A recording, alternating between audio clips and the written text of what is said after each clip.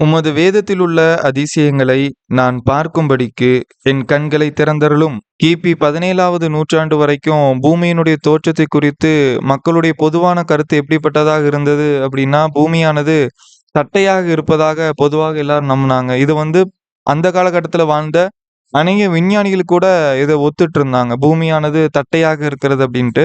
ஆனா கிபி 17வது நூற்றாண்டுக்கு பிறகு வந்த சில விஞ்ஞானிகள், ஐசக் நியூட்டன், இன்னும் பல விஞ்ஞானிகள் பூமியானது தட்டை இல்ல, பூமியினுடைய தோற்றம், அதனுடைய அதனுடைய உருவம் உருண்டை அப்படின்னு என்ன பண்ணாங்க அப்படின்னா நிரூபித்து காமிச்சாங்க. ஆனா இதுக்கு முன்பாகவே தேவன் தன்னுடைய மனுஷனாகிய ஏசாயாவின் மூலமா வேதாகமத்துல ஏசாயா 40வது அதிகாரம் 22வது வசனத்துல அவர் பூமி உருண்டையின் மேல் வீற்றிருக்கிறவர் அப்படிங்கிறத தேவன் பதிவு செஞ்சிருக்கார்.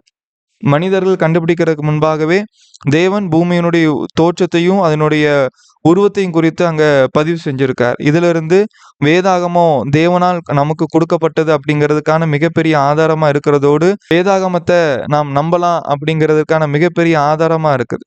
தேவன் தன்னுடைய அதிசயங்களை அவருடைய வேதாகமத்தில் பதிவு செஞ்சிருக்கார். இதே போல வேதாகமத்தில் இருக்கிற இன்னும் அநேக அதிசயங்களை நாம் பார்க்கலாம். தேவன் நம்மை ஆசீர்வதிப்பார்.